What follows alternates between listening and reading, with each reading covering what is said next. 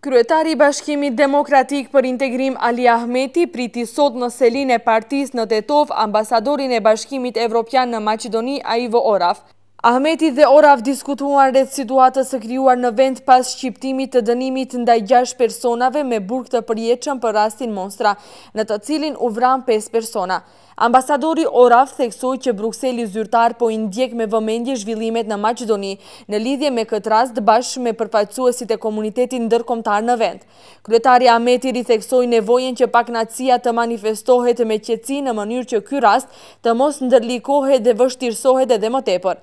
Ahmeti shprehu pritje që gjykata apelit do të merr parasysh të gjitha shqetësimet shoqërore në lidhje me zhvillimin e gjykimit në rastin Monstra dhe do të vendos drejt. Kredibiliteti i lëkundur i këtij procesi mund ta rikthejë besimin e opinionit vetëm nëpërmjet të një procesi transparent ku do të prezantohen prova dhe faji do të dëshmohet. Ky proces duhet të mbikëqyret nga ekspertë të komunitetit ndërkombëtar me përvojë që do të ketë qasje të plotë gjatë gjithë procesit dhe në të gjitha dëshmitë. Kryetari Ahmeti theksoi që i kupton përpjekjet e forcave politike si dhe atyre që pretendojnë në të ardhmen të bëhen të tillë që ta shfrytëzojnë këtë pakënaqësi të qytetarëve, por shpreson që ky shfrytëzim i situatës mos të nënkupton edhe nxitje të dhunës. Është përgjegjësi e përbashkët që të identifikohen dhe të i kalohen përpjekjet për drejtësi selektive, por edhe gjykatësit dhe prokurorët që kryejnë detyrat e tyre pa ngarkesa në mënyrë që të rritet besueshmëria e qytetarëve në procese gjyqësore.